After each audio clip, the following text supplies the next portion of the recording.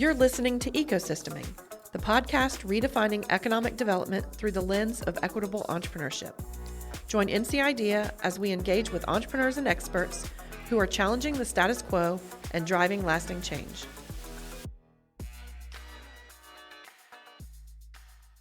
Hello and welcome, listeners and viewers of the Ecosysteming podcast. I'm your host, Tom Rue. And today, I have a guest. Do I have a guest? Not only is she a dear friend and a well-known, respected member of our ecosystem, she also represents a part of the ecosystem that I don't think is nearly understood well enough, appreciated well enough. And we're going to definitely go deep on that, but I'm going to let that hang for a minute while I'm doing your intro. So, of course, I'm talking about the superstar Margaret McNab, who is the founder and principal of McNab Company, strategic advisors specializing in communications for the nonprofit economic development and academic sectors. Margaret, did I get that all right? Yes, you nailed it. You nailed it with a heavy dose of entrepreneurial support organization. Well, and I was just going to say, that's your official boilerplate. Uh-huh. The friend of Margaret boilerplate would be, yes, ESOs and so much more. Mm-hmm. I always like to say, if I'm trying to impress somebody in the ecosystem, I like to say that I'm your friend, or at least that you know me, because I am proud to say that I know you. And frankly, I've known you since, I think, like, we got connected very early in my tenure. So it's been about a decade in the ecosystem. And I tell you what, before we dive down to that little cliffhanger I left in the intro, let's just get a little bit of your biographical background. Like, I've been here a decade.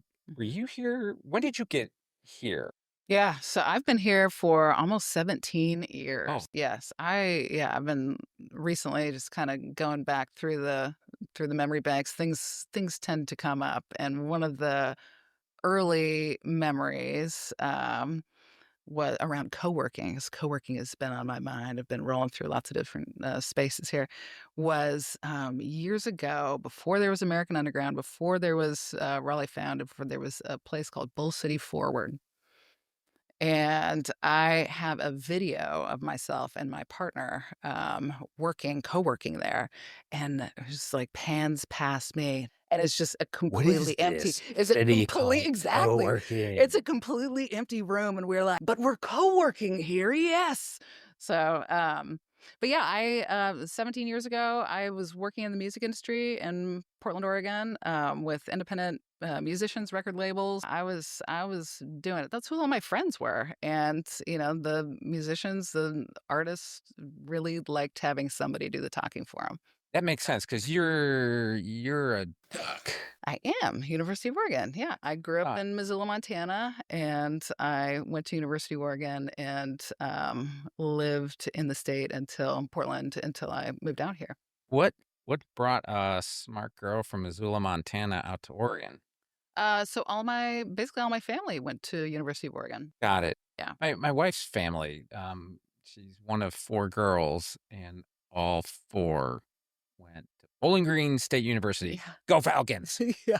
A decent enough Mid-American MAC conference, and so that was my high school sweetheart. That's why I went to Bowling Green. That and the Air Force gave me a 4-year scholarship to pay for my school. Not for me. From Montana, I was on scholarship, the Western Undergraduate Exchange Program. So when I was in high school and growing up in Montana, my life's ambition was to leave Montana. And so I accomplished my life goal at 18. Oh, it's been gravy ever since. I was like, I didn't really beyond that. It's all been a dream. You really did leave Montana. As a matter of fact, you left the continental United States and you taught business English in Prague. Yes, to corporate, to business executives. Gosh, you know the backstory so well.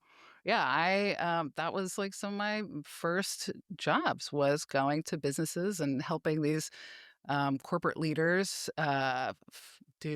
prepare for their talks for, conferences. Or I had one client, he was like the vice president of British American Tobacco for Central and Eastern Europe. He's a great guy.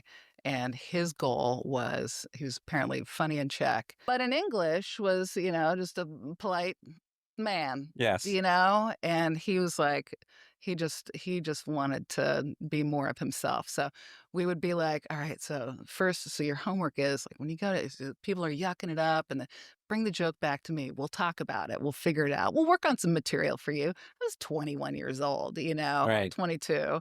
And it was just fabulous. And that's, I think, for me, one of the takeaways from that experience is we're all just people. Doesn't matter where you Yeah. are in a company.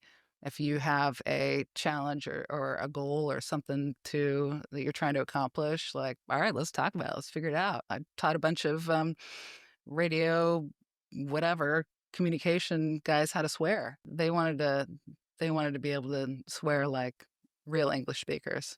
I surprised our producer, Christian, here that I knew a certain phrase that's not polite in Spanish. Nice. And I said, "Am I right?" And he's like, "Yeah." And how did you know that word? I said, my senior year in high school, there were a Puerto Rican family moved into our school district. Ah, There were nice. 5 brothers, and I was president of student council, and like I was in my 3rd year Spanish class. And so the counselor just assigned me the 2 oldest brothers as kind Ah, of like nice. interpreter.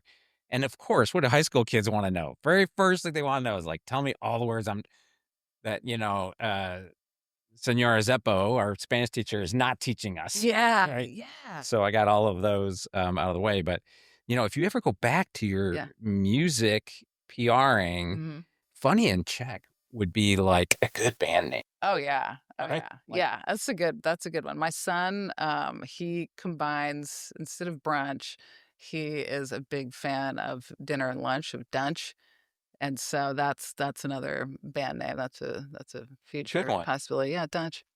Well, I think we've stalled long enough, kept Yeah. the viewer anxious with like, all right, what were you alluding to at the beginning? And what I was alluding to is that Margaret is the founder of the Freelance League of North Carolina. And this is not just some like little insignificant 13-person meetup. Mhm. Um, you know, we even, matter of fact, at NCID, I think we funded some programming early on, or at least a Mhm. few years ago, around your work with the Freelance League. Mhm. So let's start, please, just for good Mhm. housekeeping. What is a freelancer?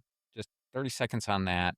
But the big thing I really want to extract from your big beautiful brain for the sake of the listener is like, what are the biggest misconceptions? I remember when you were opening my eyes to this. Like, I've always known, contractors in my past Mhm. companies.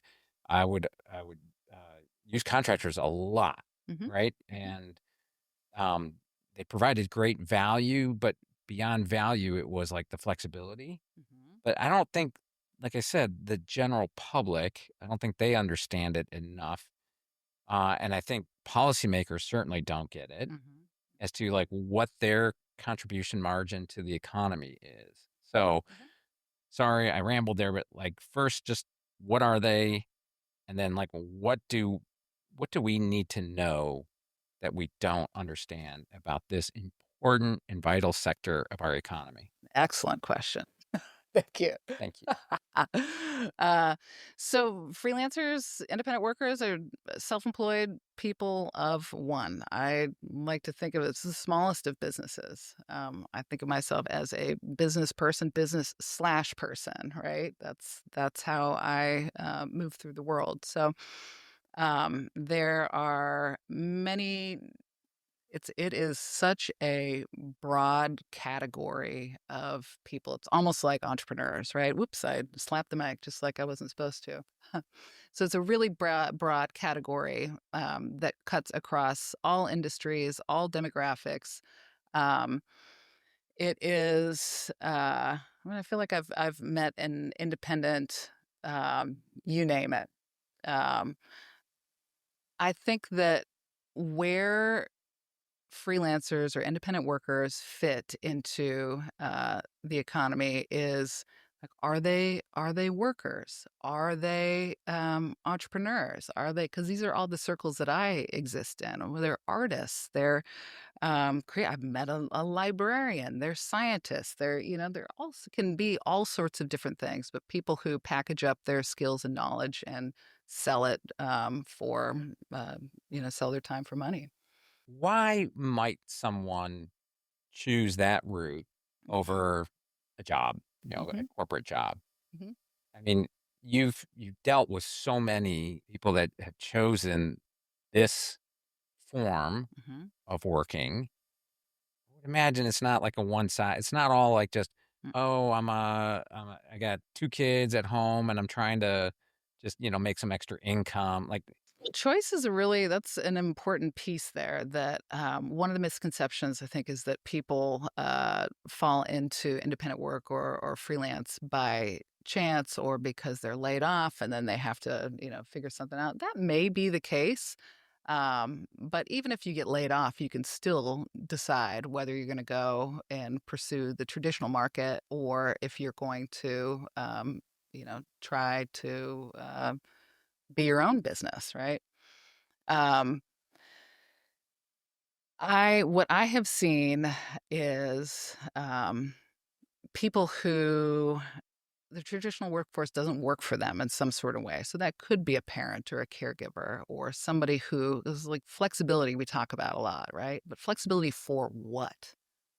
This hmm is not flexibility for hanging out on the beach, although that is an option, sure, right? You can do that, but flexibility enables people to live their lives sometimes in ways that they need to. Not That's not as easy to do in traditional employment. So I would say also some people will hit a point in their career where they can actually make more money if they are their own business. I If believe they that. go and start consulting, you see a lot of people. There's a trend now in folks who are retiring that they're continuing to work in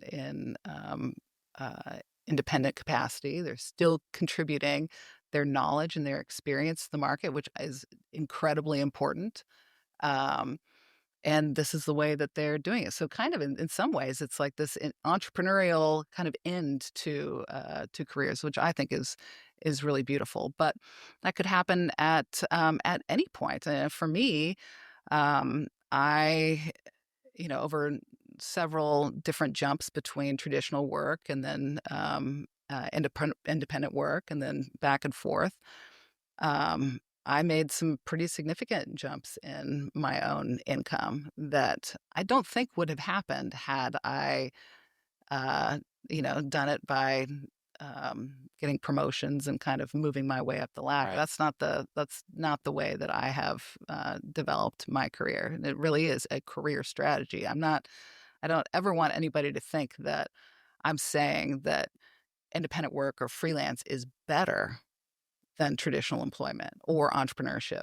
I don't believe in that. I think that there's a time for all things, and perhaps with independent work or freelancing, it's could be out of necessity. I mean, for me, that was very much the early days. I graduated from college in 2004 into an economy that was like, okay, and then declined pretty suddenly. I thought it was me. It was Really? me. Yeah. In 2008, 2009, I, was applying for jobs. And this is before you just hit a button and it just blasted out. So in one year, Yeah, but the world was in financial collapse. How could you feel that was just you?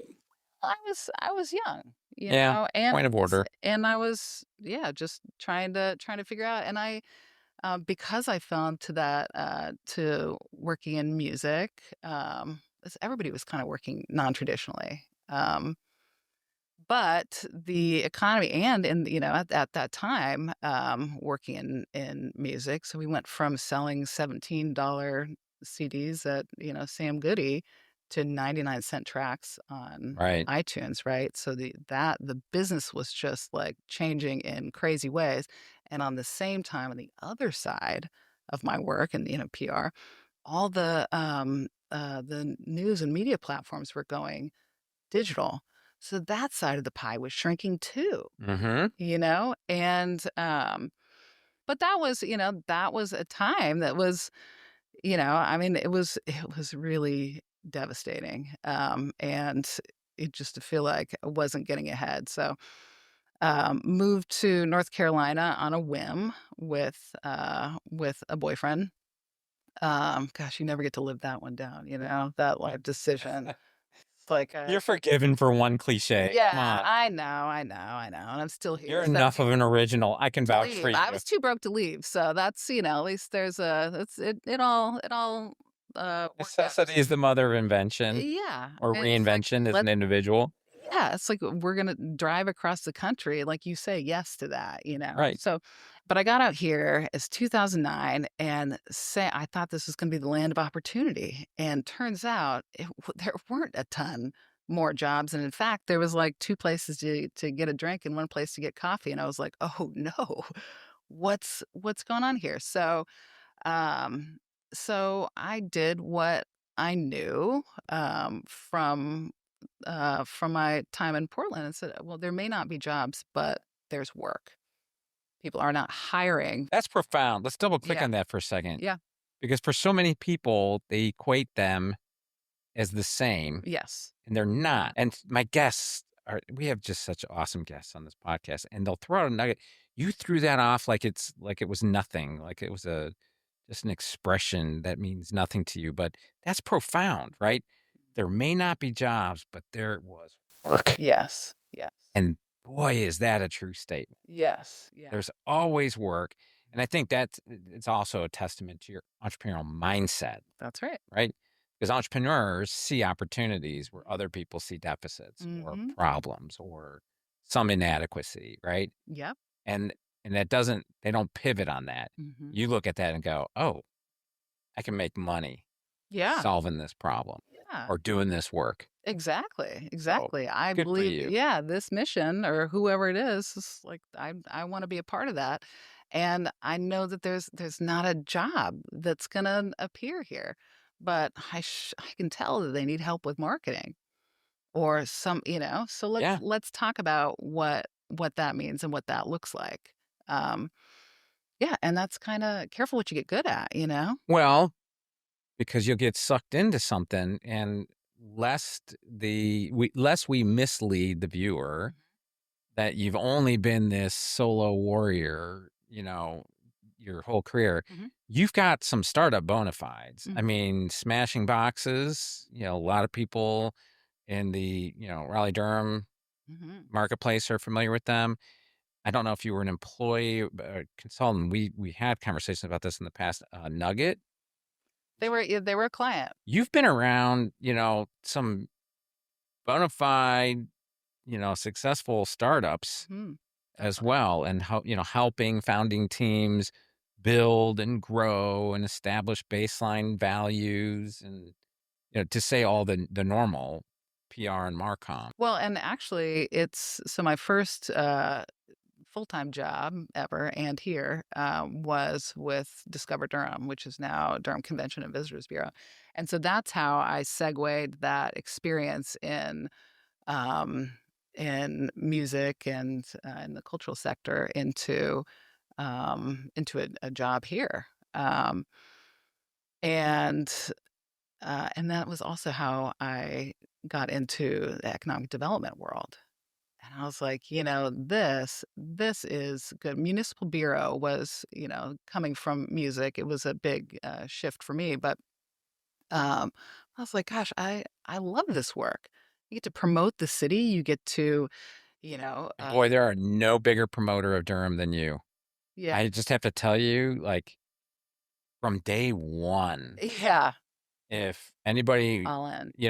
needs to understand Durham, like where to get a good cup of coffee, where the best, like after 10 o'clock at night, maybe the DPEC show is over, where to get a good drink. I mean, this is your person. So, Hey, Mayor Leo, if you're watching this, you got to hit up this person because she is an incredible ambassador for the city. Well, and now I serve on the Durham Cultural Advisory Board, so I'm kind of back in that Oh, mix good. of with arts and culture and helping to figure out what is the vision and part of what I see as possible and exciting is bringing all these the sectors together, but also um, artists are business people. Understanding how people work is so critical to creating some of the policy and shaping this city in a way that those folks can be successful and stay here. Art is can it doesn't have to be this standalone idea, right? Right. It's like it's best when it is woven into all of the work. The creative class are, I think, some of the oldest professions in humanity. And Yes. thank God we had them because they Yes. helped establish the record, right? Yes. They Yes. painted the portraits, they composed the music, they wrote the songs and the poems Mhm. that are the historical record of humanity. Yes, absolutely. I mean, what a service, right? And that's why it feels weird now. So that was my little homage to the past. And I was talking about bringing it to the present with AI and everything that that entails and how much enabling of entrepreneurship and freelancing, right? I had a young man reach out to me just recently, he's a friend of the family, and I spoke to him about a year or so ago, and he's judicially involved. He's working through some troubles, and before we knew what his sentencing was going to be, I just said, "Hey, listen, just I'm sure it'll feel catastrophic for some period of time, and Mhm. it's going to be a blow to your psyche. But remember, nowadays, if there are companies that won't hire you because you've been judicially involved, put your own shingle out, Mhm. create a company, Mhm. right? Mhm. A company that hires a company rarely asks that question, Yeah. right? So, and then months go by, and I get a call from him just 2 weeks ago. And he said, "Man, were you right?" And I said, "Oh, catch me up." He said, "I'm on 1 year of house arrest." Mhm. And so I started a company. Uh-huh. And using AI, I Mm. have built this SaaS platform that are for advanced manufacturers. It's boring stuff, which boring is great. Yeah. Boring is profitable. Yeah. Like, he's got a company that was willing to let him, for, I'm sure, very low wages, but ostensibly do telemarketing, right? Stuff he can do from the house. Mhm. But but interacting with the systems, he saw these gaping inadequacies, Mhm. problems with it. Mhm. And then he sat down with AI, didn't have to write any of the code himself. He learned all the tools. And now he's got this robust MVP with a first client, the employer he's got, while he's under house arrest, Yeah. There you go. right? Yeah. And he's hopefully being smart and taking this time where he doesn't have Yeah. another option, and he's just building it out Yeah. so that when his sentence is over and he can return to the wild, Mhm. right? He's not starting Right. with some janky little pilot thing. Like, he's going to have a bona fide company. Very There's cool. nothing preventing him from hiring people at this point. Yeah. Right. Yeah. And to me, that's just the power of it. So let me keep in this kind of freelance Mhm. part. I'm curious your experience because you, again, as the founder of the Freelance League, I know you were kind of the shepherd of this flock. And so people saw you as kind of like their spirit animal to like lead. I've heard you give testimony on like what policymakers should, be thinking about Mhm. in encouraging this sector. How many or what percentage or what is the journey path that you think for a lot of these freelancers that say, I want to be the one person company versus this is how I'm starting, Mhm. but that at some point, like, as a freelancer, you can only bill about 2,000 hours a year. I built a staff aug Mhm. company, Yeah. right? And if you use employees, it's 1,880 hours, 1880. And if you use contractors, it's 2,080 hours, assuming normal and not too much overtime. My point is, Pretty. you're selling time. Oh yeah, Yeah. 2080 Yeah. and 1880. Oh, and I knew all the tax implications for all this Yeah. and how to calculate cost of goods sold because you're selling time. Mm-hmm. So at some point, if you want to go beyond from an earnings potential, Mm-hmm. the only way you can do that is start leveraging other people's time in addition to your own. Yes. So how often or what did you see that transition that a freelancer gets to a pivot point where they make the conscientious decision, like, I don't want the hassle of that. Mm-hmm. I like being in this box, Mm-hmm. or no, I really want to see how big I can take this. Yeah, I mean, I think it depends on what kind of business they're in. What you see more often with people who um, kind of reach a turning point where they want to pursue different types of projects, or uh, it doesn't necessarily mean that they will change their business model and hire full time. What you see is more people like grouping up and subcontracting, because other members of the tribe are also the ones who know where the opportunities are, right? So, like for the traditional market, all the job boards and all that, there's places you can go and postings and all that. But most, you know, uh, freelance jobs or independent, those where do you see those? You Right. hear about them through other people. It's very relationship and referrals driven. So being connected to other people, and actually, when I threw my first freelancers event with a group of friends. Mari Casey, who formed Uncompany, is the one who's still here in the market. We decided, and with Jennifer Gardner, and I'm forgetting I'm supposed to list off everybody's names and stuff. So we threw a holiday party for freelancers. This is in 2012, because we were like, gosh, the one thing that we don't have is our own party. So, Yeah, that's part of corporate culture, right? that's right. That's right. But it's like, well, that's one of the things that we would like to have Yes. in our culture. So we I was working with Motorco Music Hall at the time, and I asked them if I could throw a party at their place, and they said sure. We were opening Parts and Labor, the restaurant, and they said, well, this will be like our little test run. And so put the call out. Durham was a very different. There wasn't the same density of people or businesses, or it looked a whole lot different. Um, but 200 people showed up for that event in 2012. And so something about that resonated. A few years later, when I decided, well, I want to do this again, there were two reasons. Well, there were so many reasons. I was a new mom. I wanted to have like a night that, that was whatever. Get it. But also, I think I attended one of these holiday parties no early doubt, in my tenure. you probably paid for part of it. Yeah, I think A few of them. like 2017. So 2017. So this is, I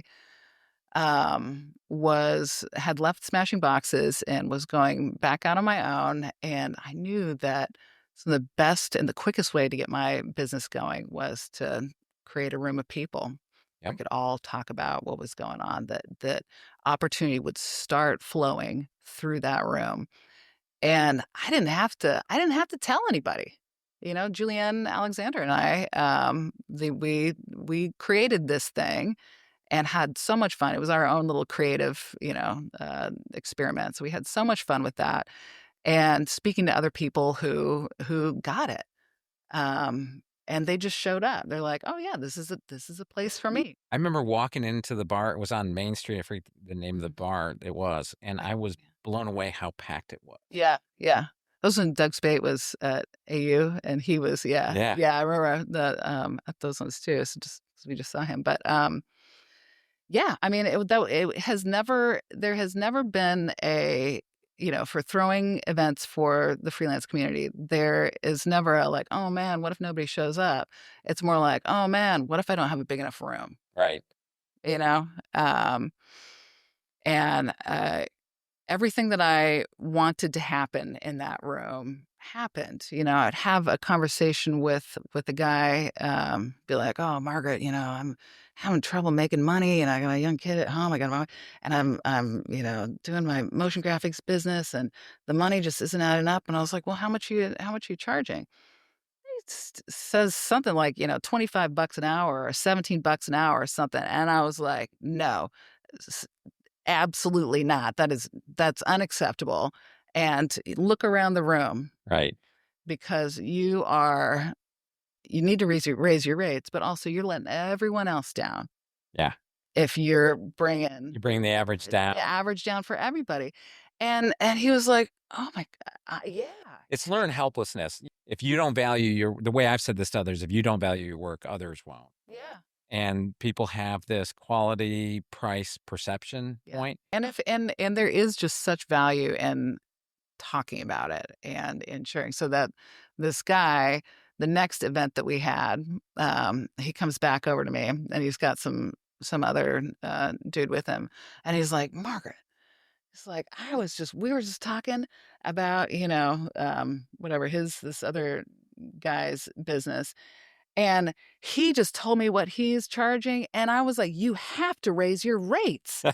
And I was like, "Yes, yes, yes." It is. Preach, brother, preach. And it's happening. Yeah. It's happening, because then once your eyes are open and you feel this responsibility to this community, but also you want everyone else to succeed. There are so many people who do strategic communications and business advisory stuff, like me, but we all do it differently. We all do it with different types of clients in mind. We all bring different kinds of strengths, and that's kind of the beauty of it. And you kind of have to have that mindset of, uh, yeah, it's a competitive mindset is not really helpful, because not every client is for you either. No. And that would, trust me, I Mhm. can tell you from my own entrepreneur, my startup experiences, some of the best strategic moves I ever made were firing certain clients. And I know you have similar stories because we have shared those stories Yeah, over yeah. time. Oh, So, you're 22 years, however long I've been in business. Like, a lot of things have happened. oh yeah. Yeah. So I think we've given good homage to the freelancers out there. Mhm. I would only say again for the policymakers tuning in, if you want some low hanging fruit Mm. that should be bipartisan in support, should be nothing controversial, take a look at this sector. Look in your own district, because chances are you have no idea how many independent workers, freelance, contractors, whatever title you want to use, there are. Mhm. Because there's never been a better time in the That's history of true. the world Yeah. than right now Yeah. to do that, to take that control, that agency, and control Mhm. how you exchange, value for what you're capable of bringing to another entity. It doesn't always have to be as an employee, for sure. The most recent statistics I've seen, are that over half of the American workforce participates in the freelance economy in I wouldn't some be way, shape. surprised if that's understated. Yeah. I mean, well, this is the thing, and this one always gets me, is that research is just so important. I want to know more. Yeah. I just want to know more. But on the, freelancers are everywhere. Rural communities. I'm from Montana, so I am familiar, and I think a lot about, the non-urban. I'm the city slicker in my family, right? Like, I Oh, moved to yeah. cities and all that. But there are so many people who are working independently all over the state. So let's pivot just a little bit more broadly. But working with Joan, working with NCID as you have, and other significant organizations in the state, I really like to take this opportunity to pick your brain a little bit and share for the benefit of the listener. Like, first of all, what's your assessment of the entrepreneurial ecosystem? And that could be broadly in the state, but it could also be limited to the triangle. However, what is your take on our ecosystem? Well, gosh, it's all the good people. I'm not going to disagree with that. Yeah, so we'll wrap right there. And that's a wrap.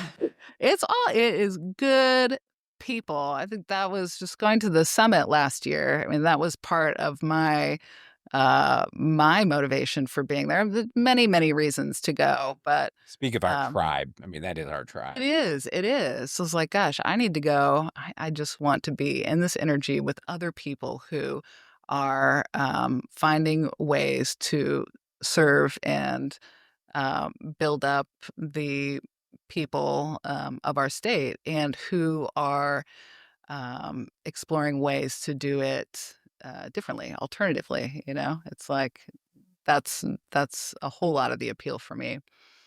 Um, and it's being with all the tribe, being with the friends and all that.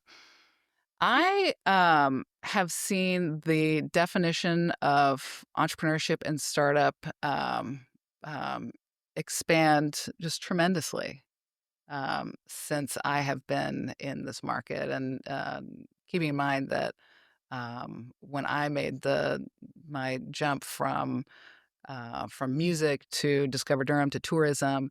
Then I jumped out of there. My first clients that time around were tech CEOs, tech startups, tech founders. This is like this new kind of energy that was happening.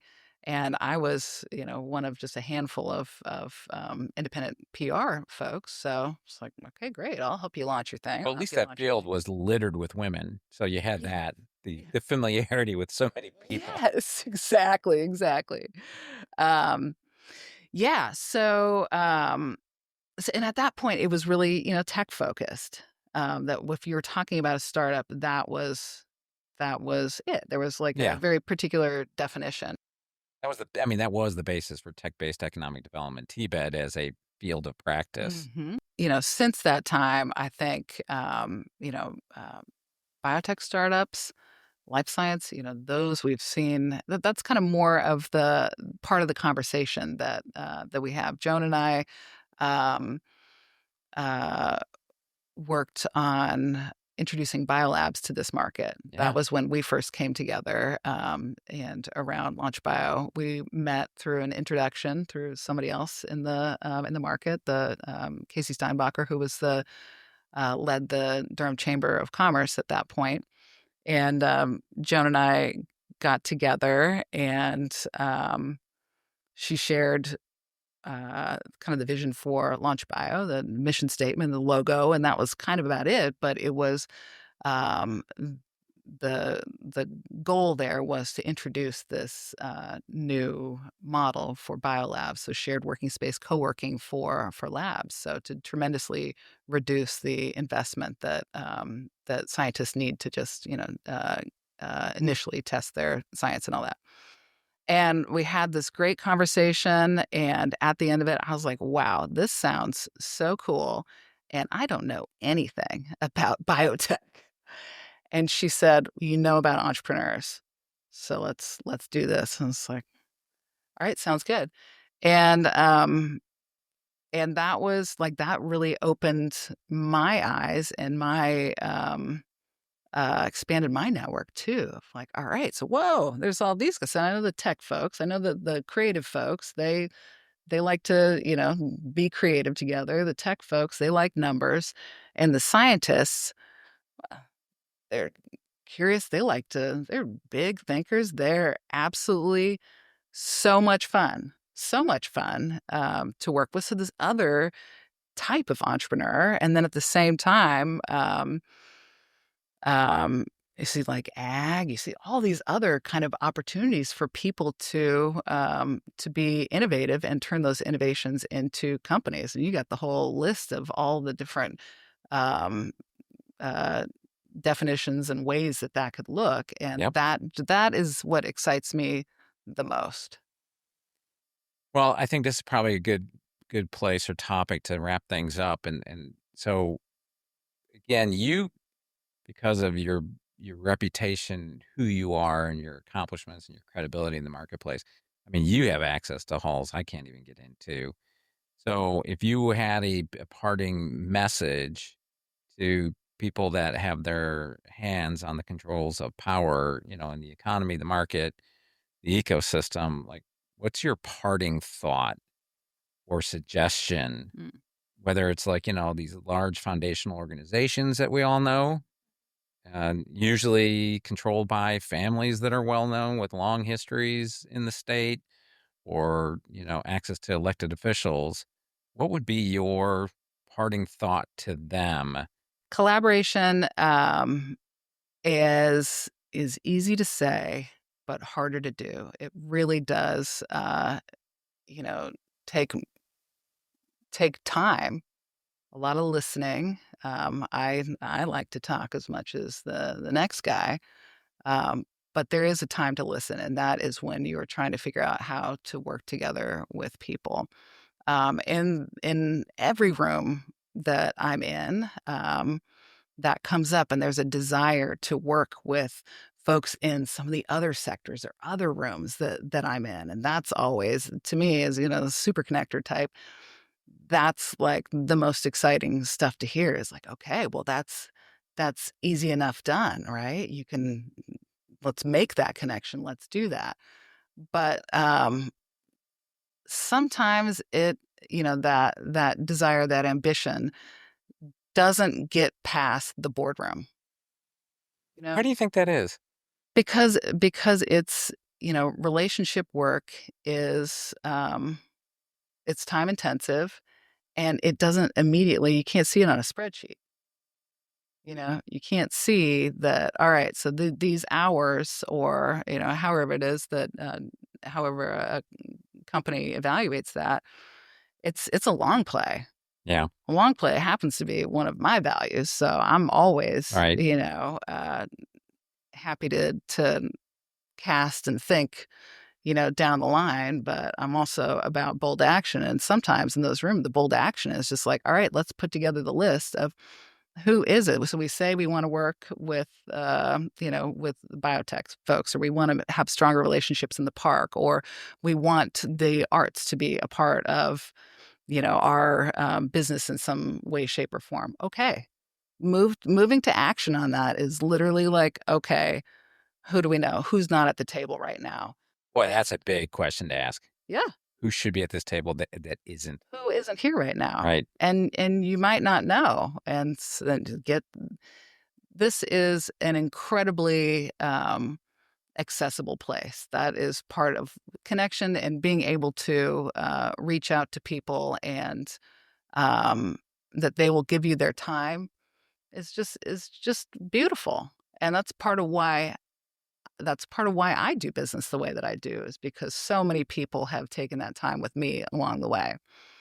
So it's never, I'm not of the belief that, uh, that it's not that, boy, those guys they won't sit down with us, or these, it's like, you haven't written the email, you haven't invited. Saying that everyone is welcome at my house, you're welcome at my house anytime, is different than, Tom, why don't you come over for dinner I on agree. Saturday or whatever, like you have to be intentional about these things, and it's all possible, but you have to believe that those human relationships, that there is value in those meetings and sitting down and getting to know people. This is the South too. I mean, relationships are important. That they are. Yeah. And they have to be authentic in that case. And that's a theme that keeps coming through on these podcasts. Mm-hmm. The authenticity and that willingness to build bridges and be inclusive and understand it. To me, it's enlightened self-interest to understand, Mm-hmm. if you win, I win too. Oh yeah. It doesn't have to be a zero-sum game. That's right. Right, between us. That's right. And when you can bring people together and with shared values and aligned on those shared values, there's no limit to what you can accomplish. And in these crazy times, I'm going to stay apolitical, but in these crazy times, I mean, I think optimism is actually an act of courage, Mm-hmm. and needed more now Mm-hmm. than ever. Mm-hmm. Right. Mm-hmm. And you are a vessel, a model for others to aspire to emulate. And I want to thank you, dear friend. Oh, thank you. I've just been blessed to get to know you in my tenure here, and I hope we have many more years collaborating. We better. Way better. I love that. And that's the best way I can end this episode. So I hope you all enjoyed the conversation as much as I certainly did. That's one of the privileges of being the host. You just get to sit down with incredibly bright people. And as usual, if you have ideas or suggestions for guests or topics, please let us hear from you. All of our contact information can be found wherever you stream your podcasts. And with that, Margaret, thank you once again. I can't wait to see what's ahead for you and the All of people that us. all of us collectively. You make the journey worth taking. I appreciate that.